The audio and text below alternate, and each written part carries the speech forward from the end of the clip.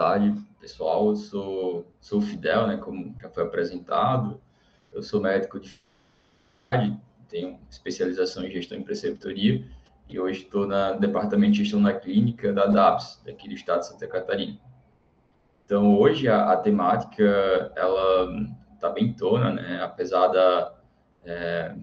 já ter passado, né, o primeiro pico agora em janeiro, né, grande susto, mas ainda a gente vai ter que lidar com a situação da pandemia por mais um tempo, né? E é isso, né? Um processo contínuo de atualização, de rever protocolo, de ver como é que agem, né, as variantes, como é que estão se comportando e como é que a gente também vai lidar, né, com ela. Então, hoje a gente tem esse mapa aqui, né, de casos novos de notificação, né? Pega um pouco do final do ano passado para cá, né? Então, a gente percebe que a gente realmente está no pico, né, da pandemia. Agora, acho que vocês já escutaram alguns picos também, mas, de fato, a Omicron, ela chegou e a gente está vendo esse serviço de saúde bem sobrecarregado e também se readequando para o fluxo de atendimento, né, desses pacientes.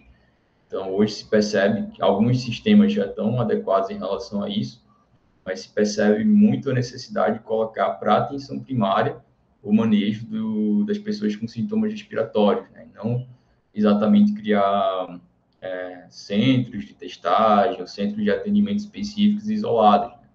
Tem sempre aquela dificuldade de locomoção, né? Nem sempre as pessoas moram perto desses centros. Então, o ideal mesmo é que seja feito dentro das unidades básicas de saúde, que elas se adequem, né? Tenham uma estrutura específica para atendimento de pessoas com sintomas respiratórios, né? Então, a gente viu que é bem necessário a gente estar se atualizando e também fazendo algumas transformações mesmo na nossa rede, na nossa estrutura, porque a gente não sabe realmente por quanto tempo a pandemia ela vai continuar, tá? Então, trouxe aqui mais para situar, né, o nosso contexto atual. Aqui, né, graças à vacina, a gente vê que o número de óbitos, né, vem diminuindo bastante, né, em relação ao número de casos novos, né, não está equivalente. E em relação às variantes, né, então vamos lá. Por que é que as variantes elas são tão preocupantes, né? Então, existe, segundo a OMS, principalmente, um aumento da transmissibilidade, né, ou uma alteração na epidemiologia, né, local daquela região, daquele país. Muda também um pouco da virulência, né, e da apresentação clínica da doença. Então, possa ser, né, em algumas variantes que os quadros eles sejam mais graves e outros não, né? Ou também somando com uma diminuição da eficácia das medidas sociais, né, e de saúde pública, né? Então, não adianta a gente, né, vacinar a população se, né, tem os mega eventos, né, se, né, diminui o uso de máscara, né, se ainda fica com, com contato social, né, intenso, que predispõe à criação, né, dessas novas variantes. Então, uma série de fatores, né, que preocupa, né, a nível de OMS, a nível, né, de saúde pública, o surgimento de outras né, variantes. Então, para também contextualizar, né, a primeira variante que surgiu em relação ao vírus selvagem, né, foi a variante alfa, que começou no Reino Unido, né, em setembro de 2020, né, então tem essa linhagem Pango, né, que vocês já devem ter ouvido falar, a B.1.1.7, e pareceu ter uma transmissibilidade maior ainda que o vírus selvagem, né. A gravidade, ela foi associada, né, a um aumento dos riscos de hospitalização e internação naquela época, né, então a vacinação ainda estava um pouco lenta, né, o ritmo lento.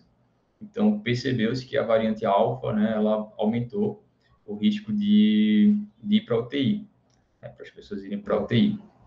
Mas não teve relação direta com o aumento de mortalidade em relação ao coronavírus selvagem, né, embora alguns dados ainda não estejam muito claros. A outra variante foi a Gama, né, que surgiu no Brasil, aqui em novembro de 2020, né, a linhagem Pango P1, e também foi preocupante, né, por um tempo, né, pela OMS, mas depois, né, pelo Reino Unido, ela foi, né, rebaixada para uma variante de monitoramento. Pela transmissibilidade, ela foi um pouco maior que o vírus selvagem, né, e também a gente não conseguiu ainda definir se foi mais grave ou não. A variante Delta foi a da Índia, né, em outubro de 2020. Existe a linhagem dela também. E em relação à transmissibilidade, ela foi maior, e maior também que a variante Alfa. Teve um risco maior de hospitalização, sugerindo uma doença mais grave, e comparando, né, também com a variante Alfa. Então, mas ainda também, né, são dados meio inconclusos. A taxa de letalidade foi um pouco menor que a variante alfa e também não teve evidência que, né, causasse uma doença mais grave que as outras, né, que a alfa, que a sublinhagem fosse um pouco mais grave que as variantes delta. E finalmente a variante ômicron, né, que ela surgiu primeiramente na África do Sul em novembro de 2021, né, e se espalhou rapidamente, né, por todo o mundo, né, e provavelmente vai ser logo mais, se já não é, a variante dominante em muitos países. A transmissibilidade dela também ainda está com algumas evidências limitadas, né, sobre como ela se comporta, mas tem um crescimento bem vertiginoso em comparação com a Delta, e inclusive no Reino Unido, né, que é onde foi feita, está sendo feita mais pesquisa em relação a isso. Então a gente, né, supõe que tenha uma transmissibilidade maior e ou uma evasão imunológica, né, em relação à variante Ômicron. A gravidade da doença, né, então ainda tem estudos limitados, mas se supõe que a Ômicron está se comportando de uma maneira menos grave que a Delta, né, mas ainda precisamos de alguns dados. E a eficácia da vacina, né, então parece que a vacina ela se comporta, né, para diminuição dos casos graves, né, em relação às outras. Então, nos Estados Unidos, 80% dos casos de Ômicron, né, ocorreram em pessoas que foram totalmente vacinadas, né, 33% das pessoas até receberam a dose adicional, mas mesmo assim, né, ainda se infectaram. Então, tem essa proteção em relação a casos graves, mas também ainda não poupa tanto, né, a infecção em si. E daí a gente tem como referência mais recente, assim, mais completa, o Guia de Vigilância Epidemiológica do Ministério da Saúde, né, a quarta versão, que foi lançado agora em janeiro de 2022. Daí eu trouxe alguns pontos-chave, tá, para a gente estar discutindo depois.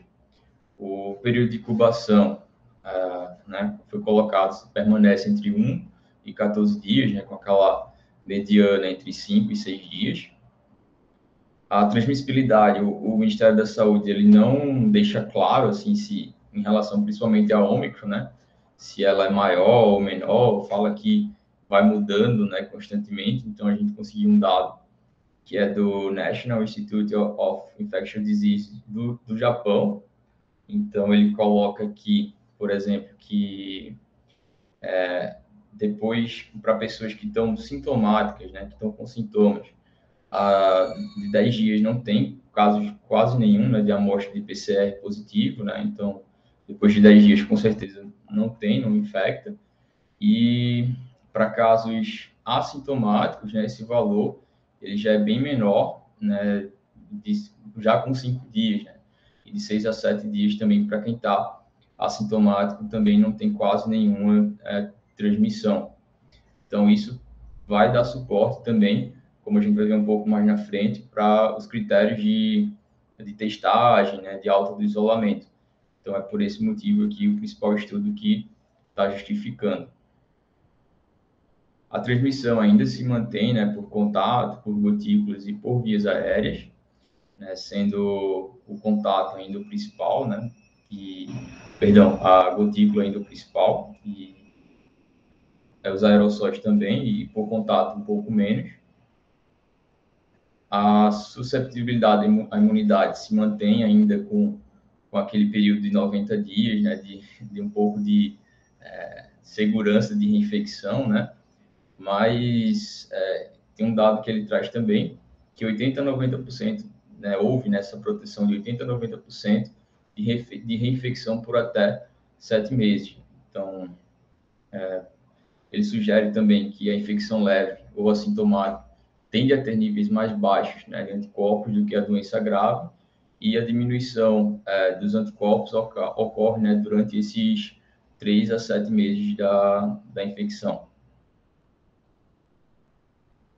Em relação ao diagnóstico, né, ainda se mantém como padrão ouro o PCR, né, o RT-PCR. Idealmente, o Ministério da Saúde ele coloca para ser realizado assim que possível, né? Ele traz um pouco depois, não deixa tanto claro na parte inicial do material, mas depois ele coloca para ser realizado assim que possível. Mas outros estudos colocam também para se manter a testagem preferencialmente entre o terceiro e o oitavo dia de sintoma, tá? Então é um pouco ainda controverso. A gente está lançando o material nas próximas semanas, deixando isso mais claro, o tempo de testagem, porque não ficou tão claro no material do Ministério. O diagnóstico também ele pode ser feito com o teste do antígeno, né, os testes rápidos, né, e preferencialmente ele é colocado também, aí sim, né, entre o primeiro, já no primeiro dia de sintoma e até no quinto dia de sintoma, idealmente, né, que é a fase que melhor dá um resultado, né, mais compatível com o quadro, né, fecha mais diagnóstico. E lembrando que o teste do antígeno, né, ele é muito bom para detectar caso positivo, né, mas ele dá muito falso negativo também. Então, a gente, né, se ele dá negativo e a pessoa está com sintoma, o ideal é que se repita o teste com 48 horas, tá? Os testes rápidos ainda é uma dúvida, né, e ainda vejo muita gente fazendo, né, que para detectar anticorpos de IgG e IgM, e ele por punção digital, eles não devem ser mais utilizados, né, na fase aguda da doença, né, e também junto com a vacinação, né, nem depois serve tanto, né? Não dá para, não é tão elucidativo. A sorologia também, né, seria uma opção, mas também idealmente para pessoas, né, não vacinadas, né, crianças, né, no caso principalmente. E também o diagnóstico por imagem, né, caso não se consiga, né, tem algumas alterações que são compatíveis com o diagnóstico, né, juntando com a clínica da COVID, né, mas isso também não foge um pouco da PS, é mais a nível de hospital. E qual teste realizar, né? Então, a gente sabe, né, que existem variações de estratégia de testagem, até por município, né? Então, tem que tentar usar o que tem, né? Então, se está disponível com maior celeridade o diagnóstico para PCR, o PCR está saindo rápido e não dá preferência para o PCR. Mas se vai coletar só com 3 dias, esperar mais 2 dias para o diagnóstico e tem o teste do antígeno disponível, então faz o antígeno. Então tem que utilizar da ferramenta mais adequada, que está mais disponível também mais rápido para a gente conseguir fechar o diagnóstico e realizar o monitoramento daquela pessoa, daquela família. Aqui eu não sei se também está todo mundo já ciente, né, dos registros e das notificações. Então, a princípio, o CID que a gente usa é o B34.2, mas se o vírus ele foi identificado, né, então a gente já passa a usar o 07.1, tá? Se ele não foi identificado, o laboratório for o diagnóstico for clínico epidemiológico, pode usar o 07.2 e outros códigos, né, também eles são usados. Então, por exemplo, pós-Covid, a gente já tem alguns códigos que possam, né, direcionar um pouco para o diagnóstico, que a gente não tinha.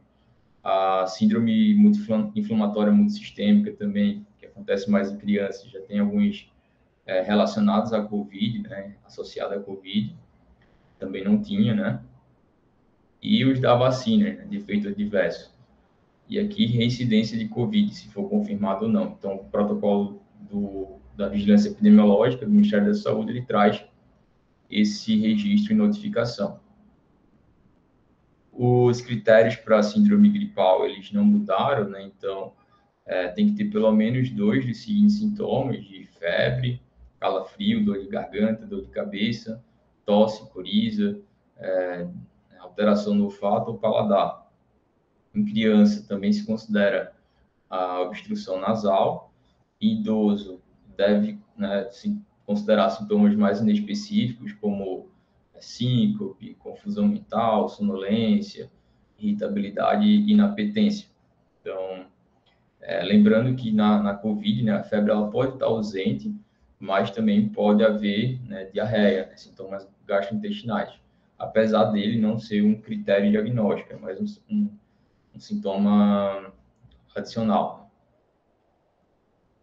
Aqui é um pouco, né, para relembrar do esquema vacinal das vacinas que estão sendo oferecidas no Brasil, né, como é que deve ser aplicado, os esquemas, né, de aplicação. Isso aqui também está dentro do manual do Ministério. E, finalmente, né, a questão das recomendações para o isolamento. Né? Então, o que é que mudou, né, principalmente? Né? Principalmente foi a testagem, né, no 5º dia do sintoma, para aquele paciente que está assintomático, né, há pelo menos 24 horas. Então, principalmente para pessoas que precisam, né, voltar a trabalhar antes, não conseguem ou não convém cumprir os 10 dias de isolamento, né, se está assintomático, né, profissional de saúde, né, trabalhador de serviços essenciais. Então, se está no 5º dia depois da testagem, né, do Covid, e não tem sintoma há pelo menos 24 horas, fez o PCR ou o antígeno e deu não reagente, né, então já dá para sair do isolamento, tá? Depois de completar os 5 dias. Né? Então, dá para suspender o isolamento nesse caso específico. Se ainda detectou, né, o PCR nesse 5º dia, né, então tem que se manter o isolamento até os 10 dias completos desde o primeiro dia de sintoma. Já nas outras 2 situações, né, é bem claro que não precisa de testagem, tá? É só realmente com 5 dias. Então, é uma dúvida que aparece bastante, né? As pessoas, elas perguntam se, terminei aqui os 10 dias, agora eu quero fazer um teste para saber se eu estou transmitindo ou não. Então, sempre afirmar que não precisa, né? Não fortalecer essa crença, né? O protocolo deixa bem claro, só que a mídia, né? Tanta informação, acha que depois de 10 dias só vai ter alta com PCR ou com um antígeno negativo, né? Então, explicar que o teste ele pode dar positivo por até 3 meses, né? Explicar que podem ser encontradas, né, partículas virais ainda dentro do nariz, né? Só que elas não são capazes de infectar outras pessoas, né? Então, isso tem que ser colocado para a população, até pela escassez de teste, né? Que a gente tá vendo também agora nesse pico atual, né? Então, tem que ter, né, um pouco de consciência para não estragar teste, né? Então, as pessoas ainda têm essa crença que a gente, quanto profissional da APS, tem que desconstruir. Então, se no 7º dia a pessoa também está sem sintoma há 24 horas, sem uso de medicamento antitérmico, né? Então, quando completar os 7 dias, já dá para sair liberado do isolamento. Tá? E com 10 dias também, se esperou os 10 dias ou ficou com algum sintoma residual, né? Uma tosse mais leve, não sei se é aquela tosse exacerbada e também está sem febre, então já dá para sair do isolamento. Mas se aqui no 10º dia ainda está com sintoma ainda mais exuberante, né? Está com febre ainda, está com aquela tosse intensa, então o ideal é realmente colocar mais 3 dias por segurança, né? Para não infectar. Então, algumas observações, né, que mudou um pouco, confundiu um pouco agora a nossa contagem. Né? Então, o dia completo, né, ele coloca, né, o D0 agora é o dia do início dos sintomas, E o D1 é o primeiro dia completo depois de 24 horas. Então, antes a gente estava fazendo como? O primeiro dia de sintoma era o D1, aí depois contava. Segundo dia, terceiro dia, quarto dia. Agora é como se fosse aquela contagem dos antibióticos, né? Só coloca o D1 depois de terminar, né, a dosagem completa ou completar as 24 horas. Aqui ele coloca aquelas mesmas medidas, né, do isolamento, né, como fazer o isolamento, dá preferência principalmente para máscara PFF2 N95, se precisar muito ter contato com outra pessoa, né, e não viajar, né, durante o período de isolamento, não interromper o isolamento antes de 10 dias, ou fazer o PCR ou o antígeno só se viajar e o resultado for não detectado, né, antes desses primeiros 10 dias. Foi o que a gente viu naquelas orientações da testagem. Então, se precisar muito viajar, ainda está positivo, então só depois de 10 dias. Tá? Aqui ele fala um pouco do isolamento, né, de algumas orientações que se mantém e acho que é isso, né, as medidas não farmacológicas, distanciamento social, etiqueta respiratória, higiene das mãos, uso de máscaras, né, limpeza, desinfecção de ambiente. Hoje a gente ainda usa com frequência o PAC, né, que é o protocolo que a gente usa tanto no estado, que esse PAC aqui, né, ele traz um manejo bem detalhado, né, em forma de algoritmo, do que fazer com o paciente em várias situações. Então, o paciente chegou, foi contato de caso positivo, então o que é que a gente vai fazer? Então, tem uma página lá só explicando as condutas do que deve ser feito nessa situação. Então, para quem não conhece, é um material que já era usado em Florianópolis há algum tempo, né, pela Prefeitura de Florianópolis, e hoje a gente tem a versão do governo de Santa Catarina também, em parceria com a Prefeitura de Florianópolis e a Universidade lá de Cape Town. Tá? Então, decorem aqui esse bit.ly, tem todas as versões do PAC disponíveis lá, e em breve vai ser lançado também uma nova versão, né, do PAC de Florianópolis, né, para quem é de Florianópolis, e do PAC Santa Catarina, que para quem é do estado. Então, esse mês a gente vai estar lançando, inclusive já convidando aqui para uma nova turma, né, de multiplicadores do PAC, né, que é um programa de treinamento para as unidades básicas. Né? Então, ele é bem interessante, quem quiser baixar, utilizar, tentar utilizar, mesmo sem um treinamento, já dá para fazer na sua rotina, né? Então, é algo que realmente é prático e traz a conduta ali na hora do atendimento, né? Para ser realmente utilizado, tá? Então, por enquanto é isso, né? E a gente vai para as perguntas. Vamos lá.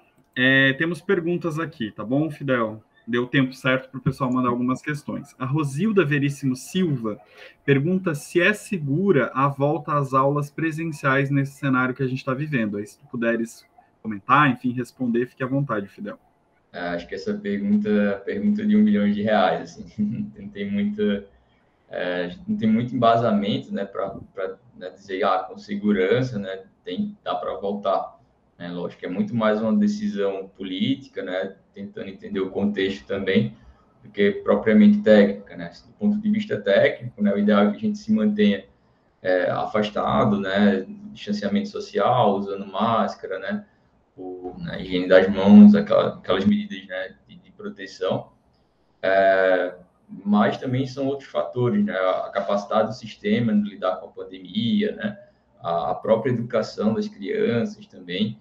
Então, idealmente, assim, do ponto de vista técnico, né, a gente sempre tenta, né, manter o cuidado, né, se retrair um pouco, principalmente quando tem esses casos, né, de picos, né, da pandemia, mas também tem uma série de fatores, né, que influenciam nessa decisão.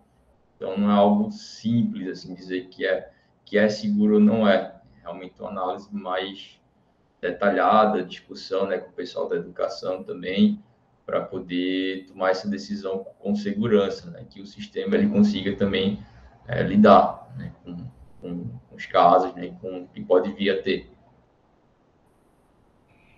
Tá certo. Aí a Cláudia Winkler, ela comenta aqui, né? Parabéns, acho que é um elogio para a atividade de hoje, que o assunto é bem importante. Estamos em discussão lá na unidade de saúde, na unidade básica de saúde que ela atua, sobre alguns pós-Covid que estão retornando.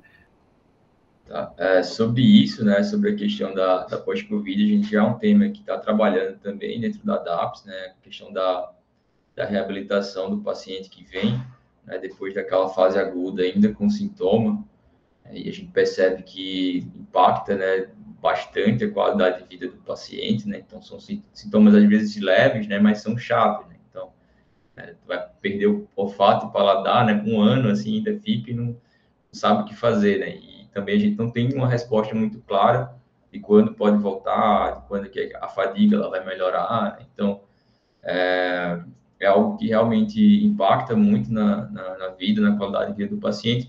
E a gente estava fazendo no passado, né, uma série de capacitações nesse sentido, né, de qualificar as equipes da APS para poder manejar os sintomas mais comuns. Então, a gente fez um guia, fez um manual sobre mais do pós-Covid, né, e recentemente saiu uma nota técnica, não sei se todo mundo já viu, para a criação de equipes de reabilitação domiciliar, né? Inicialmente no pós-Covid, né? Que no pós-Covid com fisioterapeuta, né? Com terapeuta ocupacional, ou educador físico, né?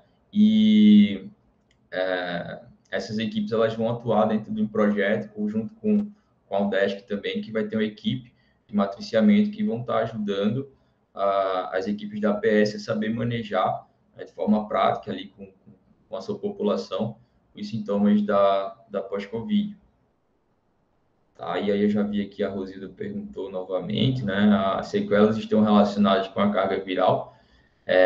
Alguns estudos mostram que sim, outros que não, mas a maioria deles até agora colocam essa relação, né? Eles colocam quanto maior a carga viral, nível mais grave da doença, aqueles que passaram pelo CTI, eles tendem a ficar com sintomas residuais, mas outros não, principalmente para sintomas mais leves.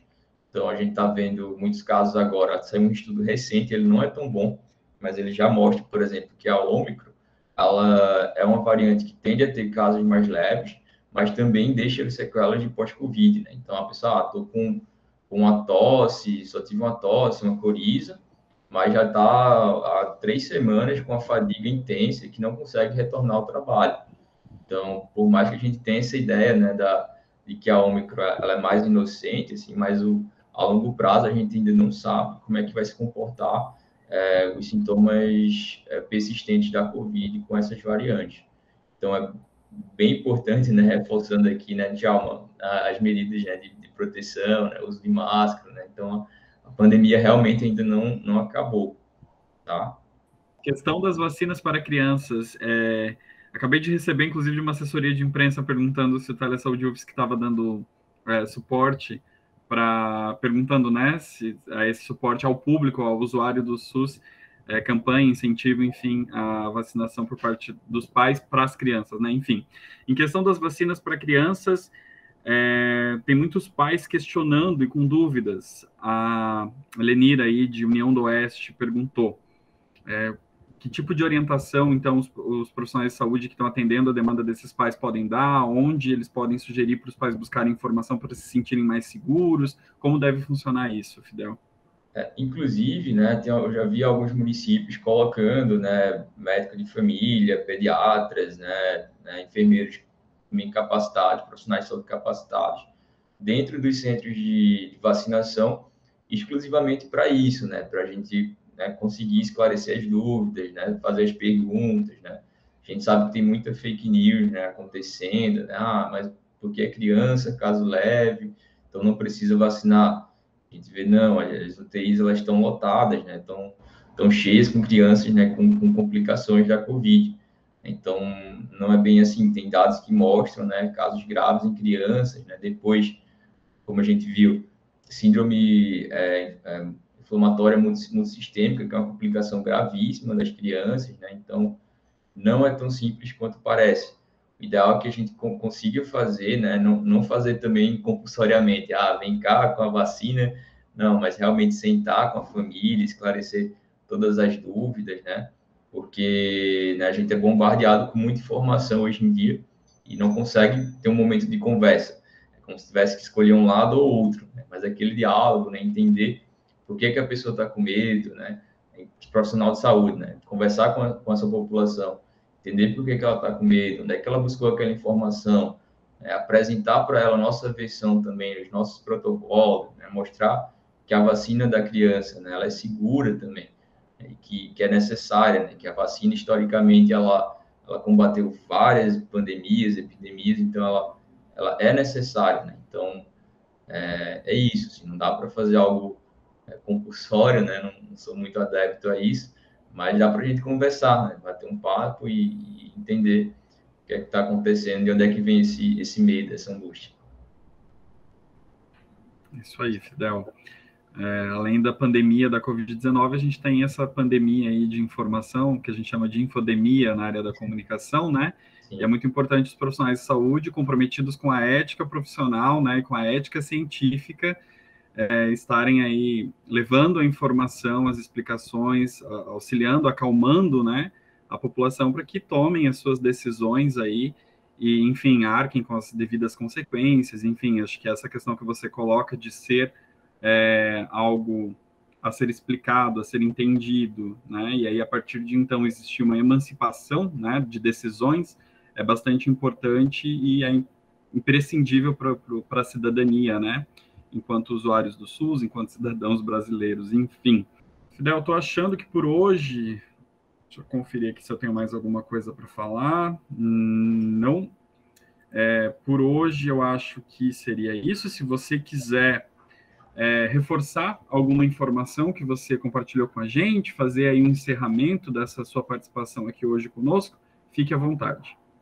Eu acho que eu acabo falando muito rápido, né, Djalma? Minhas web palestras são curtas mesmo, mas é isso, essa parte da discussão, né, a gente está trocando as ideias aqui, é bem importante, né? Depois pode entrar em contato lá com a DAPS também, né, pelo gestãoclínicasc@gmail.com, que é o e-mail do departamento, e a gente está disponível, né, para as equipes, né, de forma contínua também, tirar essas dúvidas, né, trocar essas figurinhas, né, até de fluxo mesmo. Como eu falei, o cuidado da pessoa com sintoma respiratório, eu acho que esse é o ponto até mais importante, ele tem que ficar com atenção primária.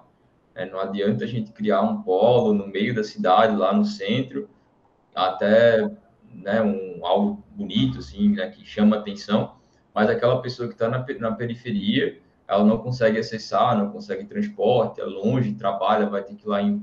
Então, quanto mais a gente conseguir prestar esse acesso às pessoas com sintomas respiratórios perto de casa, né? Então, isso é o que vai mais ajudar. Os profissionais, eles têm que estar capacitados para isso, as unidades, elas têm que ter uma sala específica para cuidar das pessoas com sintomas respiratórios, né? Então, isso vai acontecer, né? Então, seja com a Covid, com as influenzas, né? Ninguém gosta de ficar gripado, né? De ter sintomas respiratórios. Então, a gente tem que criar um fluxo dentro da atenção primária para poder cuidar dessas pessoas e seguir os protocolos corretos, né? Com segurança, fazer tratamento adequado também. Então, eu acho que o mais importante hoje é isso, né? A questão da atualização, né? Pontual do conteúdo em si, mas também a gente começar a pensar que daqui para frente que esses pacientes vão ser nossos pacientes, não só de uma equipe sintomática respiratória. E desde já agradecendo, né, a participação também, o convite também, e a gente está sempre junto aqui com o Telesaúde.